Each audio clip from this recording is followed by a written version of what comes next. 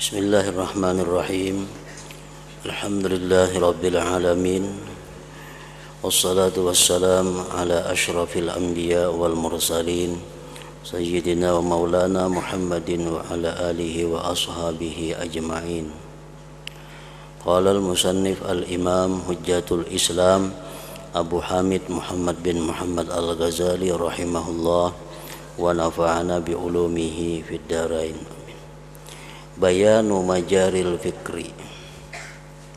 I'lam anna al-fikra qad yajri fi amrin yata'allaqu bid-din wa qad yajri fi ma yata'allaqu bi ghairi ad-din. Wa inna ma gharaduna ma yata'allaqu bid-din fal natrukil qismal akhar. Wa na'ni bid-din al-muamalata allati bainal 'abdi wa bain rabbi ta'ala.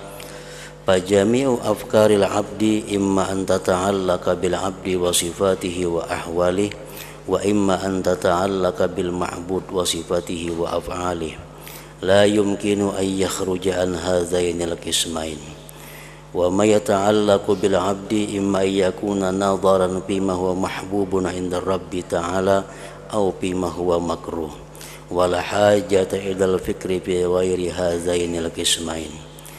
Wa ma yata'allaqu bir rabbi ta'ala imma ayyakuna nadharan bi dzatihi wa sifatihi wa asma'il husna wa imma ayyakuna fi af'alihi wa mulkihi wa malakutihi wa jami'i ma fis samawati wal ard wa ma bainahuma ila akhir.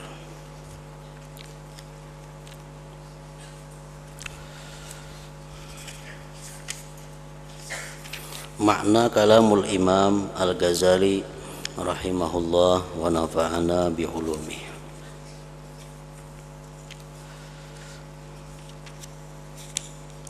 Penjelasan jalan-jalan fikir.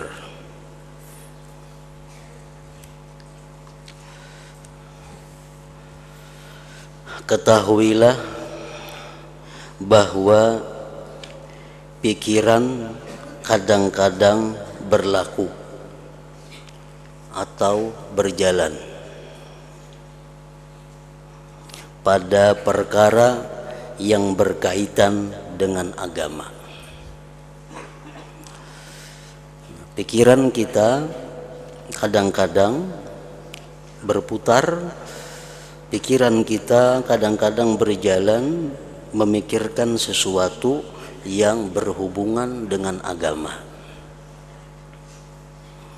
Seperti memahami hukum-hukum Allah Subhanahu wa ta'ala, memahami ayat-ayat Al-Quran, memahami sabda-sabda Rasulullah sallallahu alaihi wasallam. Itu contoh orang yang menggunakan fikir pada jalan agama. Atau menggunakan pikir pada sesuatu yang bisa menyelamatkan dirinya daripada dosa. Nah, itu termasuk yang berkaitan dengan agama. Atau menggunakan pikir untuk hal-hal yang bisa menambah ketakwaannya kepada Allah. Atau menggunakan pikir pada sesuatu yang menambah kecintaannya kepada Rasulullah sallallahu alaihi wasallam. Nah, itu contoh orang-orang yang menggunakan pikir pada jalan agama. Dan kadang-kadang berlaku itu pikir kita pada sesuatu yang berkaitan dengan selain agama. Kadang-kadang kita berpikir, memutar otak pada sesuatu yang tidak ada sangkut paut dengan agama. Misalnya berpikir tentang bagaimana cara resep makanan. Kayak mencampur ini berapa, mencampur ininya berapa supaya makanan ini jadi nyaman. Nah, itu berpikir dalam sesuatu yang tidak ada sangkut paut masalah agama. atau berpikir bagaimana menjadikan ini supaya kawa dipakai,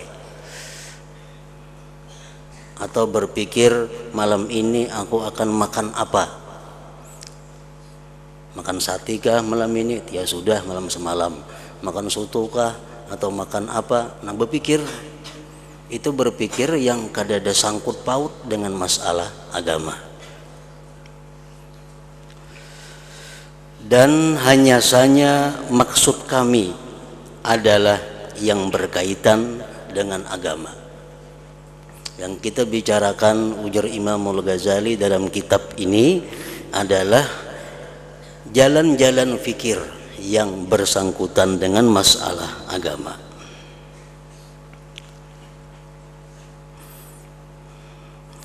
Dan hendaklah kita tinggalkan bagian yang lain yang kada hubungannya masalah agama, ditinggalkan, kada dimasukkan di dalam kitab ini.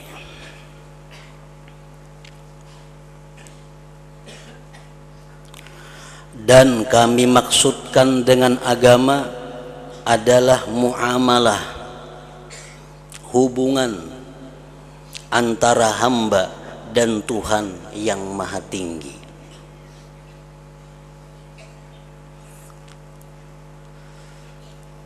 Memikirkan hubungan kita dengan Allah itu adalah termasuk memikirkan masalah agama.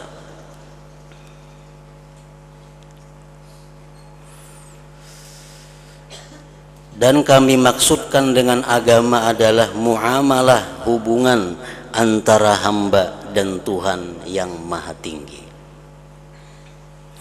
Maka semua pikiran hamba ada kalanya berkaitan dengan hamba. Pikiran kita kadang-kadang berkaitan dengan kita sendiri. Nang kita pikirkan ini adalah diri kita sendiri, sifat-sifatnya. Kita memikirkan tentang sifat-sifat kita dan keadaan-keadaannya. Kita berpikir tentang bagaimana akhlak kita. Kita berpikir bagaimana kelakuan kita selama ini. Kita berpikir bagaimana kita menjaga diri selama ini. Nah, ini pikir yang mendatangkan pahala. Ini pikir yang disebut yang berhubungan dengan agama. Maka semua pikiran hamba ada kalanya berkaitan dengan hamba, sifat-sifatnya dan keadaan-keadaannya. Dan ada kalanya pikiran kita itu berkaitan dengan Tuhan yang disembah, sifat-sifatnya dan perbuatan-perbuatannya. Kita memikirkan sifat-sifat Allah, kita memikirkan perbuatan-perbuatan Allah, kita memikirkan hukum-hukum Allah. Itu pun termasuk berpikir di jalan agama.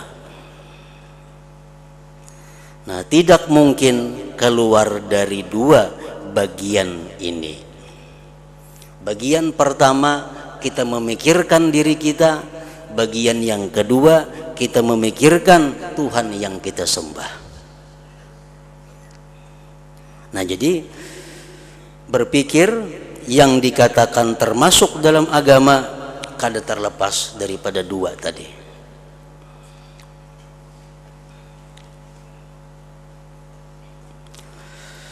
Dan yang berkaitan dengan hamba, dengan kita seorang, ada kalanya memandang pada sesuatu yang disukai di sisi Tuhan yang Maha Tinggi, atau pada sesuatu yang dibenci. Kita memikirkan diri kita. Itu ada dua. Apa yang disukai Tuhan daripada diri kita ini? Apa akhlak kita yang disukai Allah? Nah, kita pikirkan, Bang, Nah, apa akhlak kita yang disukai Allah? Apa akhlak kita, tingkah laku kita yang dibenci Allah? Kita pikirkan, kita ingat-ingat, napa kelakuanku yang dibenci Allah? Napa kelakuanku yang disukai Allah? Nah, jadi untuk ke diri kita, dua itu yang dipikirkan. Memikirkan apa yang ada pada diri ini yang disukai Allah, dan memikirkan apa pada diri ini yang dibenci, dimurka oleh Allah Subhanahu wa ta'ala. Dan tidak ada hajat, tidak ada keperluan kepada pikir pada selain dua bagian ini.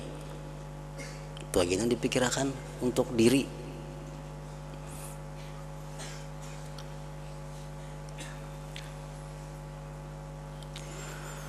Dan yang berkaitan dengan Tuhan itu ada kalanya memandang pada zatnya. Zat Allah maha besar.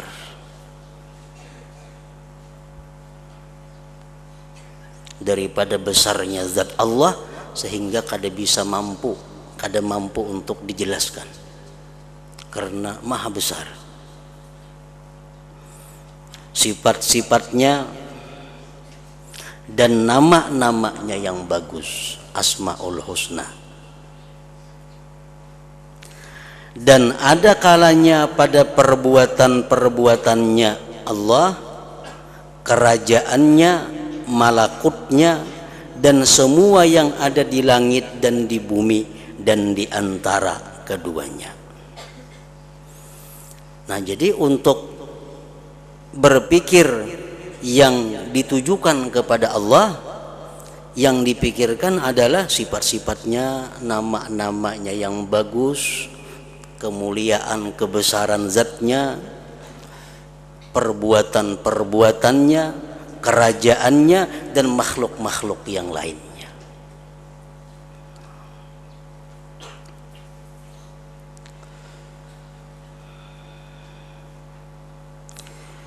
Dan terbukalah bagimu terbatasnya pikiran pada bagian-bagian ini dengan contoh, yaitu bahwa keadaan orang yang berjalan kepada Allah Ta'ala dan orang-orang yang rindu kepada perjumpaan dengannya Allah adalah menyerupai keadaan orang-orang yang sangat rindu.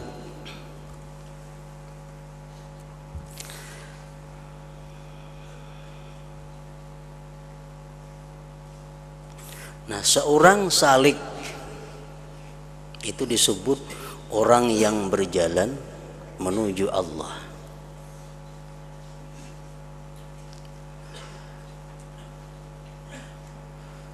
Itu dicontohkan dengan orang yang sedang bertunangan.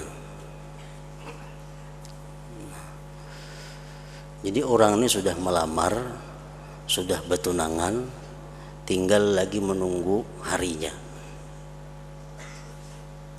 Nah, ini orang yang bertunangan ini adalah orang yang salik. Dia akan menjaga hari-harinya agar jangan sampai putus tunangannya, dan diharapkan satu saat nanti akan bisa berjumpa dengan orang yang dilamarnya itu.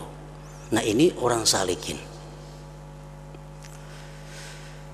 Orang yang salik laksana orang yang bertunangan dengan Allah. Dia berharap satu hari nanti dapat bertemu dengan kekasihnya Allah Subhanahu wa ta'ala. Nah, oleh karena itu orang yang salik ini dia sangat menjaga diri. Jangan sampai tingkah lakunya itu dibenci oleh calonnya itu. Karena bisa di tengah jalan diputusi orang. Nah, orang-orang yang kadada minat untuk menjadikan Allah sebagai kekasih, orang-orang yang tidak ada kehendak untuk melamar kepada Allah Subhanahu wa taala itu laksana orang nang kada betunangan, bebas hidupin nang kayak apa tingkah lakunya, kada denang bakal memutusinya juga orang. Nah itu percontohannya. Jadi orang yang salikin ini orang yang berharap satu saat berjumpa dengan kekasihnya Allah Subhanahu wa ta'ala.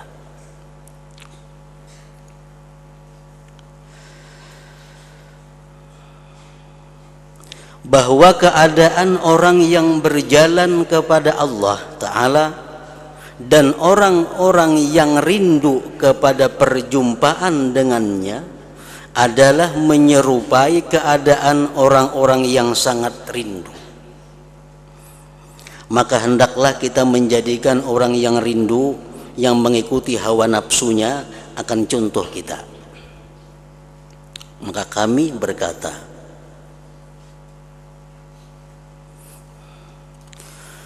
orang yang rindu, yang tenggelam cita-citanya dengan kerinduannya itu tidak melampaui pikirannya dari berkaitan dengan orang yang dirindukannya atau berkaitan dengan dirinya sendiri.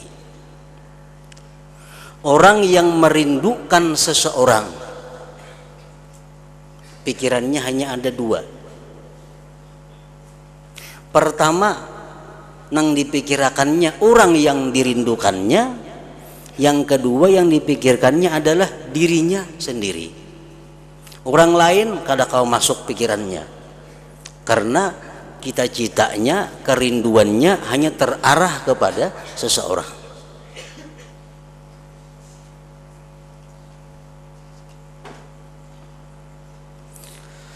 Kalau ia berpikir pada orang yang dirindukannya, maka ada kalanya ia berpikir tentang kecantikannya dan bagus bentuknya pada dirinya, agar ia merasa nikmat dengan berpikir padanya dan dengan menyaksikannya.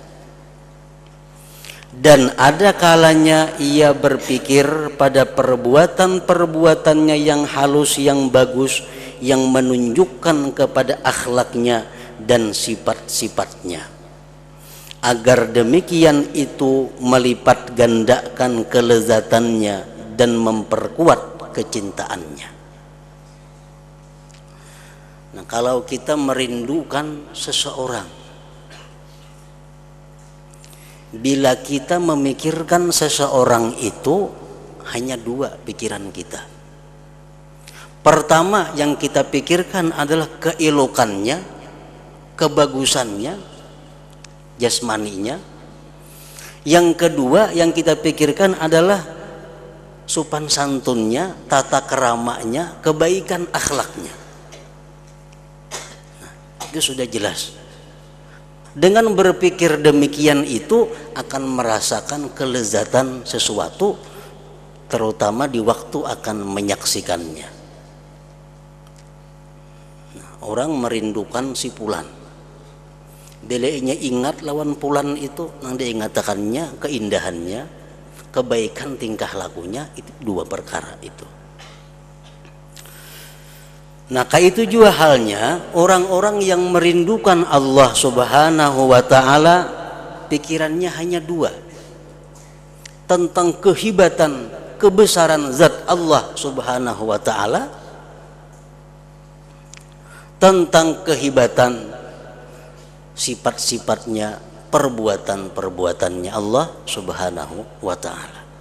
Nah, itu orang yang rindunya kepada Allah Subhanahu wa ta'ala. Setiap kali dia berpikir tentang Allah, dia ingat kehebatan Allah, dia ingat ciptaan-ciptaan Allah yang menakjubkan, yang luar biasa.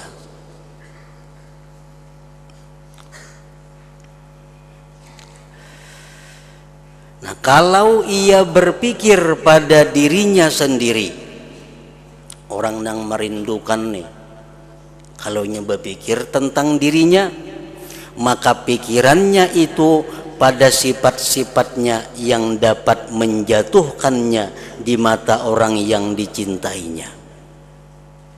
sehingga ia bersih dari sifat-sifat tersebut, atau pada sifat-sifat yang dapat mendekatkannya dengan orang yang dicintai dan membuat orang itu mencintainya, sehingga ia bersifat dengan sifat-sifat tersebut. Nah, bagi orang yang merindukan seseorang, kalau ia berpikir tentang dirinya, hanya dua yang dipikirkannya. Mengapa?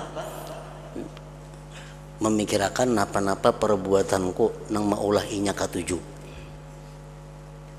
Lawan berpikir napa-napa akhlakku nang membuat inya kada katuju. Nah, pasti demikian. Nah, kalau kita merindukan seseorang, kita berpikir diri kita akan berpikir mun aku macam ini inya kada katuju. Mun aku nangka ini inya katuju. Nah, itu aja pikirannya. Nah, itu juga orang yang merindukan Allah Subhanahu wa ta'ala, bila dia berpikir tentang dirinya, hanya dua pikirannya. Kelakuanku macam ini disukai Allah, kelakuan kurang kayak ini bisa dihukumnya oleh Allah, bisa diputusinya oleh Allah Subhanahu wa ta'ala. Kalau ia berpikir tentang sesuatu yang keluar dari bagian-bagian ini, maka demikian itu adalah keluar dari batas kerinduan. Kalau ini memikirkan lain pada nang 4 macam tadi, memikirkan usaha, nah baru saat itunya sudah kada rindu lagi. Memikirkan tentang yang lain, berartinya kada rindu lagi dengan orang yang dirindukannya itu. Dan itu adalah suatu kekurangan padanya, karena kerinduan yang sempurna adalah yang menenggelamkan orang yang rindu dan menyempurnakan hati, sehingga ia tidak meninggalkan padanya tempat yang lapang bagi orang lain. Orang yang benar-benar merindukan sesuatu itu, dalam hatinya kada ada tempat lain selain orang yang dirindukannya itu.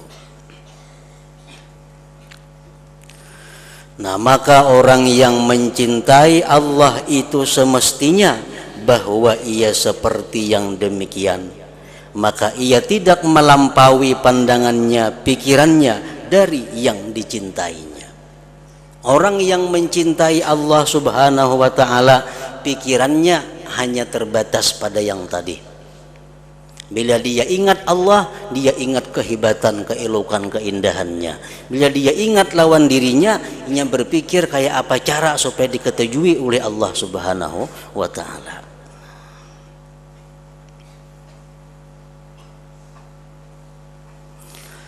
Dan apabila pikirannya itu terbatas pada 4 bagian-bagian ini, maka ia tidak keluar dari tuntutan cinta sama sekali. Berarti ini bujur-bujur cinta. Maka hendaklah kita memulai dengan bagian pertama, yaitu berpikirnya pada sifat-sifat dirinya dan perbuatan-perbuatan dirinya, agar dibedakan yang dicintai daripadanya dari yang tidak disukai. Sesungguhnya pikiran ini adalah yang berkaitan dengan ilmu muamalah yang menjadi maksud dengan kitab ini.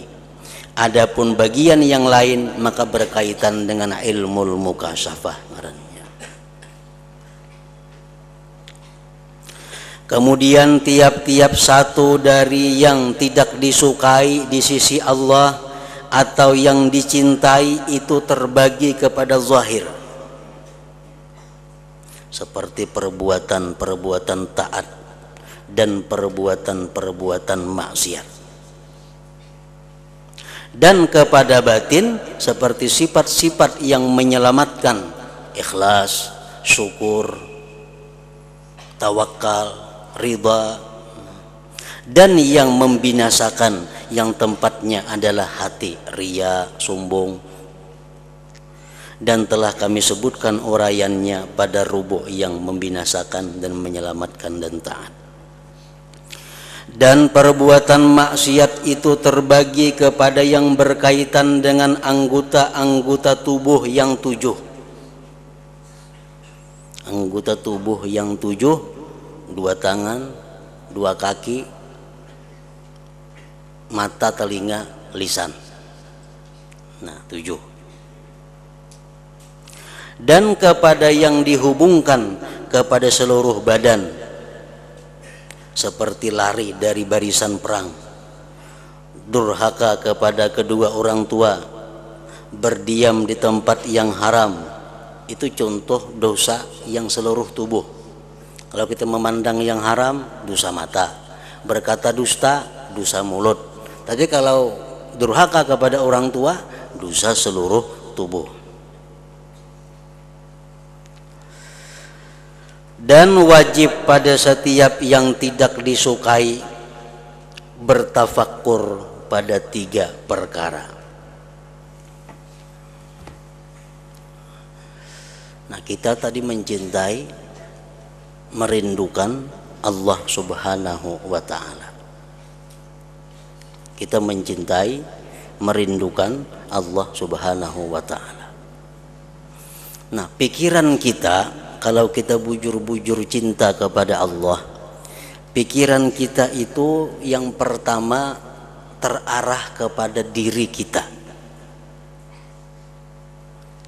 Kita pikirkan diri kita ini, sifat-sifat diri kita, dan perbuatan-perbuatan diri kita. Yang mana yang dicintai Allah, yang mana yang dibenci Allah. Dari perbuatan diri kita, sifat diri kita.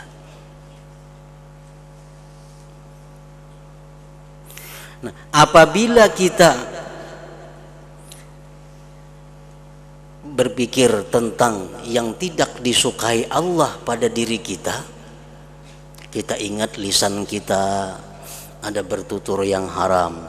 Kita pikirkan mata kita ada melihat yang haram. Kita pikirkan telinga kita ada mendengar yang haram. Kita pikirkan kaki kita ada melangkah kepada yang haram.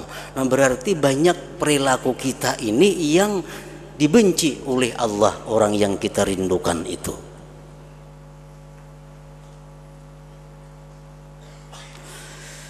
Nah, satu bertafakkur pada perbuatan itu. Kita bertafakkur kepada perbuatan kita. Apakah dibenci menurut Allah atau tidak? Kita pikirkan, Bang, perbuatan kita selama ini dibenci Allah atau kada?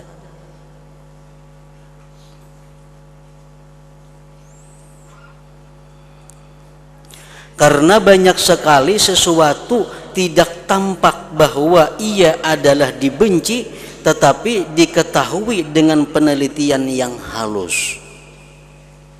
Banyak perbuatan-perbuatan yang sepertinya terpuji, padahal kalau dipikirkan dalam-dalam itu dicela oleh Allah. Makanya memerlukan fikir. Banyak perbuatan-perbuatan yang zahirnya taat, tapi kalau didalami, dipikirkan, oh sekalinya dibenci Allah. Contohnya apa? Contohnya kita bersedekah. Nah, bersedekah kepada fakir miskin, secara zahir itu disukai Allah. Tetapi kalau kita bersedekah itu kita meninggal, kadang memberi kepada orang-orang yang dekat dengan kita, orang tua kita taliung disedekahi, dan sanak nang miskin taliung disedekahi, kamanakan nang miskin taliung disedekah, orang maka diberi sedekah. Nah, kalau dihimati itu dicela oleh Allah. Sedekah kita itu kada bujur, karena kita membiarkan orang-orang yang wajib kita santuni, kita biarkan, kita berikan kepada orang-orang yang jauh daripada kita. Nah, itu dapat diketahui dengan berpikir. Yang kedua, bertafakkur tentang bahwa kalau ia adalah dibenci. Berpikir, kita pikir Pertama kita berpikir kelakuan kita selama ini dibenci Allah atau dicinta Allah. Kita berpikir sifat kita selama ini dibenci Allah atau dimurka Allah. Pikir-pikir, dihitung-hitung, ternyata perilaku kita dibenci Allah. Ternyata sifat-sifat kita banyak yang dicela oleh Allah. Nah, bertafakur tentang bahwa kalau ia adalah dibenci, lalu apa jalan menjaga diri daripadanya? Kayak apa caranya supaya aku bisa merubah perilaku yang dibenci Allah ini menjadi perilaku yang dicintai oleh Allah? Nah, dipikirkan itu kayak apa caranya supaya perilaku nang kada baik ini bisa menjadi yang dipuji oleh kekasih Allah Subhanahu wa taala.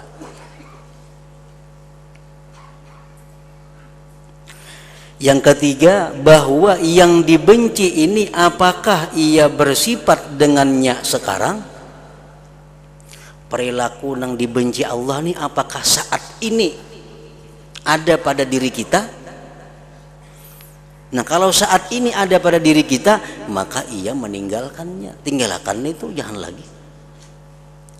Atau ia menghadap kepadanya pada waktu mendatang. Nah, perilaku nang kada baik ini hari ini kada datang, cuma isuk bakal ada. Nah, pikirkan pang, ini isuk kayak apa? Maka ia menjaga diri daripadanya. Isuk ini pacang banyak maksiat di sini nah. Isuk pajang banyak maksiat, ada ini ada itu macam-macam. Nah, kayak apa caranya aku bisa selamat, bisa menjaga diri daripada maksiat itu? Nah, berpikir seperti itu. Atau mengerjakannya pada hal ihwal yang lalu, maka ia memerlukan kepada memperbaikinya. Sekarang perilakuku, tingkah lakuku kada ada yang dibenci Allah, dan akan datang pun kada melihat ada hal-hal yang dilarang Allah yang bakal diperbuat. Tapi dahulu aku banyak kada sembahyang. Tapi dahulu aku banyak berdusta. Tapi dahulu aku banyak berbuat riba. Dahulu banyak. Nah, dipikirkan kayak apa cara untuk menghapuskannya. Nah, maka ia memerlukan kepada memperbaikinya.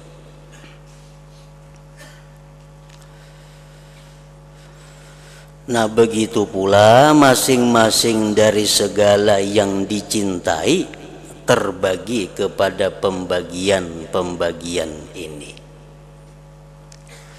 Nah, kalau kita berpikir tentang diri kita, yang pertama kita pikirkan adalah tingkah lakuku sekarang ini apakah dibenci atau dicinta Allah. Itu yang pertama dipikirkan. Apakah akhlakku selama ini tergolong orang yang dibenci Allah atau akhlakku saat ini disukai Allah? Itu yang pertama dipikirkan bila kita memikirkan diri.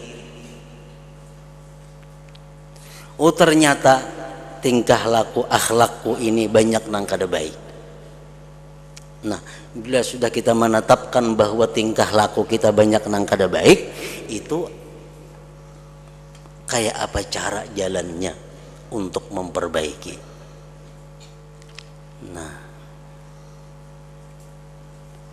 begitu pula masing-masing dari segala yang dicintai Allah Subhanahu wa taala, orang yang zat yang kita cintai. Kalau kita berpikir tentang Allah, terbagi kepada pembagian-pembagian ini juga. Pikirkan sifat-sifat Allah, pikirkan ciptaan-ciptaan Allah, pikirkan kehebatan-kehebatan yang dibuat oleh Allah. Apabila bagian-bagian ini berkumpul, maka bertambahlah jalan-jalan pikir. Kalau kita memikirkan diri kita memikirkan tentang Allah, timbulan macam-macam jalan pikir pada bagian-bagian sampai 100 macam bagian. Dan hamba itu terdorong kepada pikiran ada kalanya pada semuanya atau pada kebanyakannya.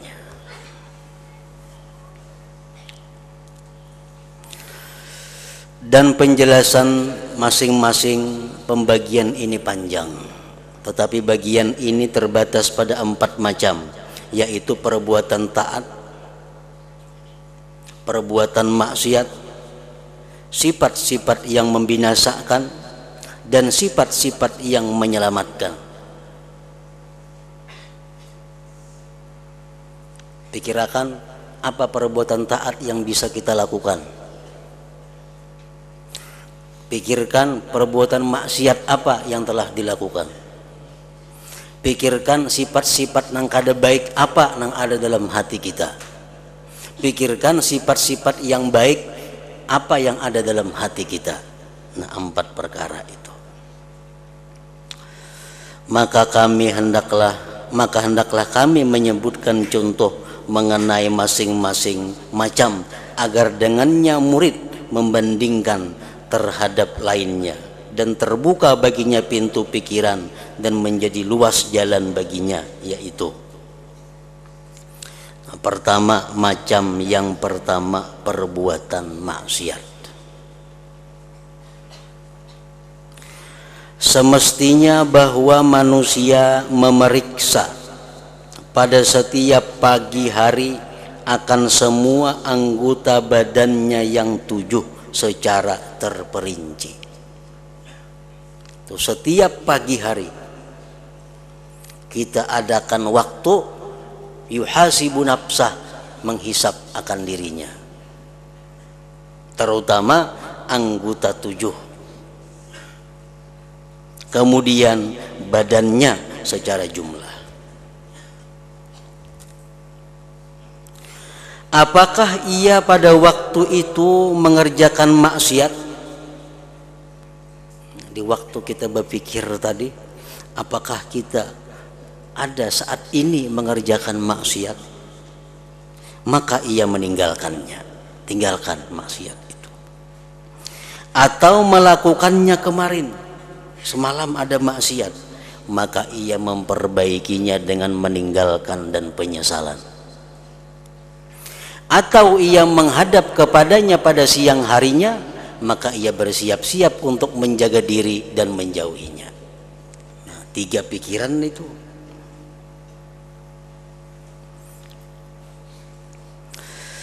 Maka ia meneliti pada lisan,